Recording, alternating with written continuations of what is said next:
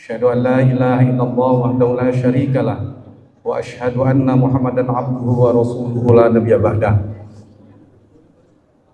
Segenap pengurus DKM Masjid Qubatimah yang sama-sama kita muliakan, para alim ulama, para kiai, ustadz, dan para tokoh agama yang kami hormati dan kami muliakan. Tidak ada kata yang lebih mulia, lebih indah kecuali mengucapkan puja dan puji syukur kepada Allah Subhanahu wa taala yang telah mempertemukan kita pada malam hari ini di bulan yang mulia ini.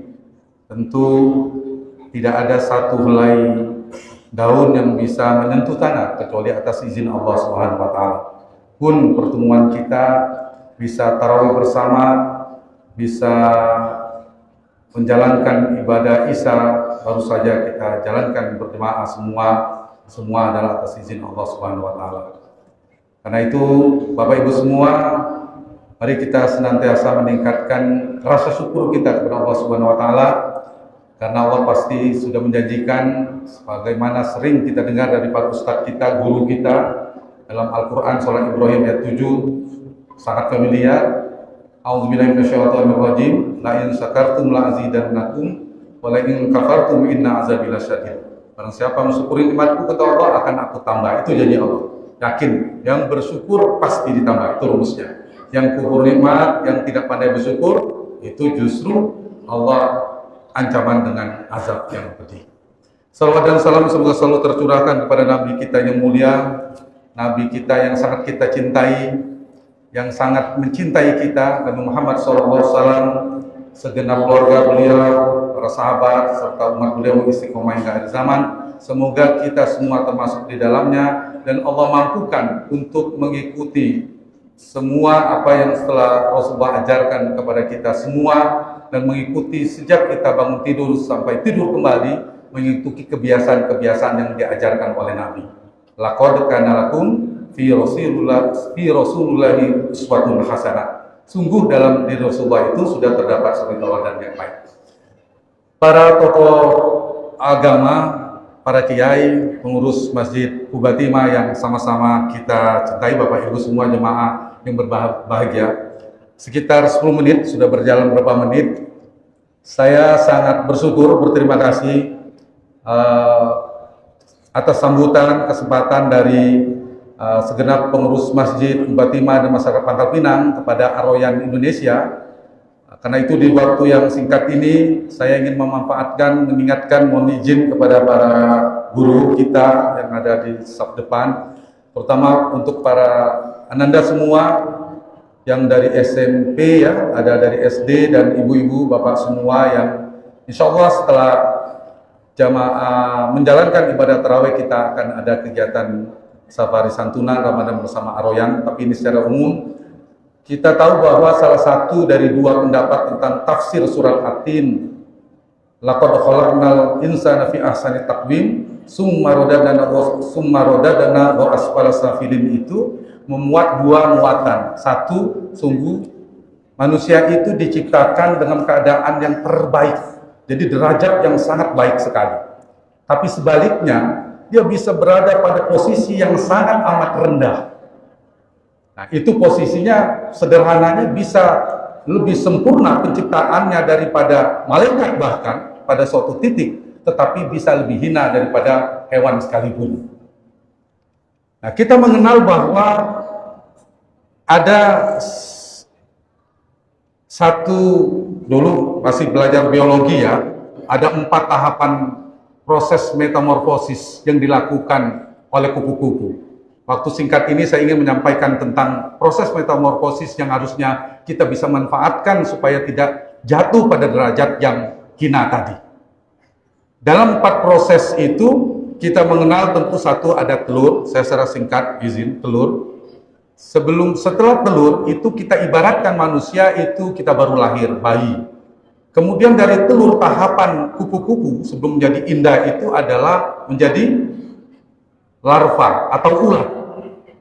Setelah ulat barulah dia menjadi kepompong atau pupa, terakhir baru menjadi kupu-kupu yang indah. Saya ingin mengibaratkan 4 proses itu. Kupu-kupu kalau hinggap di jari kita, di tangan kita, itu biasanya kan mengagetkan, menjijikkan. Wah, ulat orang pasti nggak suka. Ulat maksud saya. Pasti tidak ada yang suka bertahan. Tapi ketika ulat sudah bermetamorfosis menjadi kupu-kupu, ulat yang menjijikkan tadi justru menjadi menawan, menjadi indah, menjadi enak dilihat, menjadi warna-warni, menjadi taman kupu-kupu, bahkan dinikmati oleh manusia. Nah, bagaimana agar kita bisa menjalankan itu? Allah memberikan kita dengan fasilitas yang sangat mewah, training yang luar biasa untuk menaikkan derajat dan kualitas kita, yaitu namanya Ramadan. Ramadan ini sejatinya adalah bulan pelatihan, bulan di mana Allah memberikan kesempatan kepada kita untuk menaikkan kualitas tadi. Saya yakin di hari ke-12 Buddha malam sekian banyak pengajian di masjid yang luar biasa ini, kebanggaan masyarakat Kota Pangkal Pinang. Dan ada pengajian setiap Sabtu Minggu ya, Pak Ustadz, Pak Haji. Dan salah satu tujuan utama kita di bulan Ramadan itu, lagi ini adalah Al-Quran yang sangat familiar, surat 183, kalau waktunya singkat kita kuis tadi. Nah, di dalam surah Al-Baqarah 183 itu ujungnya tujuannya adalah la'allakum tattaqun, agar kamu bertakwa. Itu tujuannya adalah meningkatkan kualitas proses metamorfosis itu.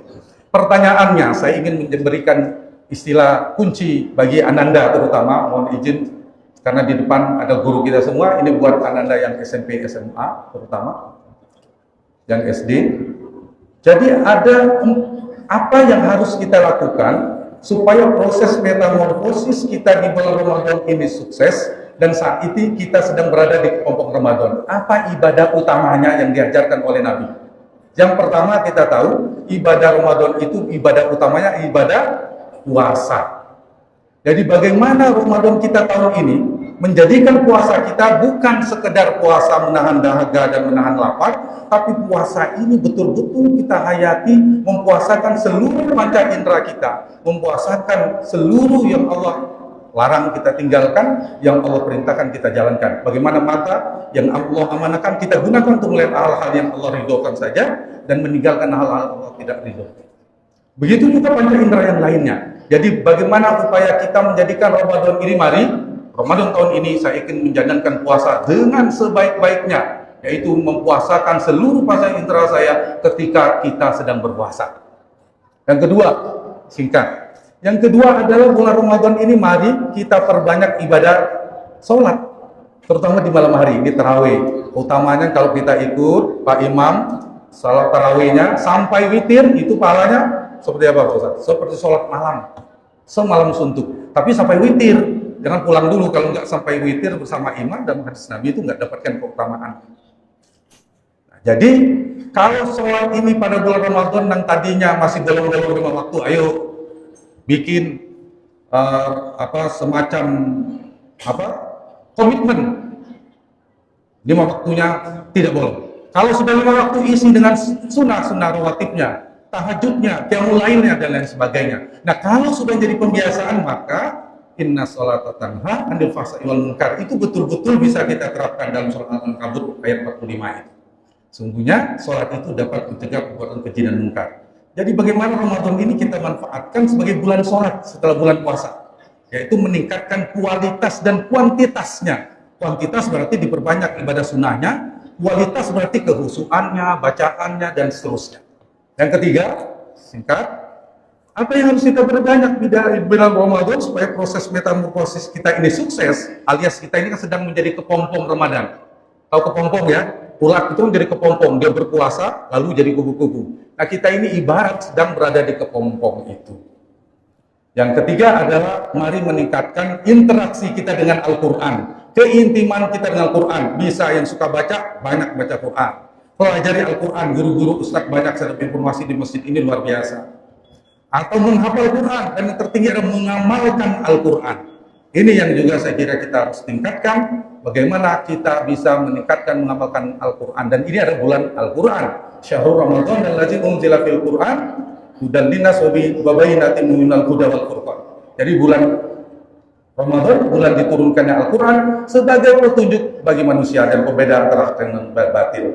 Dan yang terakhir adalah keempat, ini kebiasaan Nabi. Nabi ini, Rasulullah, Nabi kita yang mulia ini dikenal sangat dermawan. Dan kedermawanannya itu luar biasa, royalnya luar biasa ketika bulan Ramadan. Orang paling dermawan di bulan Ramadan lebih dermawan lagi. Nah, itulah Rasulullah contohkan. Kita bisa mengambil manfaat menyiapkan berbuka puasa. Tidak harus yang mewah-mewah. Semampu kita memberikan menggeser air mineral saja kepada jamaah masjid, sudah dapat keutamaan. Apalagi yang lebih dari itu. Jadi mari saling membantu, saling berbagi dan sebagainya. Saya ingin menutupnya, bagaimana kita bisa meningkatkan 4 itu menjadi sesuatu yang kebiasaan dan seterusnya. Ada 4 yang harus 3 dilakukan secara singkat. 1, paksakan rumusnya. Nggak bisa, nunggu ini aja Pak. Kita nunggu yang ikhlas, ringan. Nggak bisa, ibadah itu harus dimulai dipaksakan. Mendidik anak misalnya bangun subuh, paksakan bangun subuh. Dengan keterpaksaan, lama-lama menjadi nomor 2, kebiasaan. Kalau sudah jadi kebiasaan, di Ramadan ini kesempatan kita setelah kita paksa bangun subuh, bangun tarawih, bangun sholat qiyamul lail, dipaksa puasa, kemudian jadi kebiasaan kedua. Kalau sudah di kebiasaan, masuklah tahap ketiga, yaitu kebutuhan. Kalau sudah kebutuhan, saya yakin ini ustaz-ustaz kita, guru-guru kita sudah kebutuhan. Telat saja subuhnya pasti nggak enak hidupnya seharian. Kalau orang sudah biasa, telat aja bangun subuhnya, sudah biasanya bangun sebelum 15 menit atau 1 jam, sudah azan, itu ada yang kurang. Apalagi terlambat subuh. Nah, itu kira-kira yang bisa kita tingkatkan, yaitu paksakan, jadi kebiasaan, lama-lama jadi kebutuhan. Kalau sudah jadi kebutuhan, maka semua yang kita lakukan ibadah itu menjadi kenikmatan, menjadi nikmat. Semoga Ramadan tahun ini menjadi Ramadan terbaik buat kita semua. Assalamualaikum warahmatullahi wabarakatuh.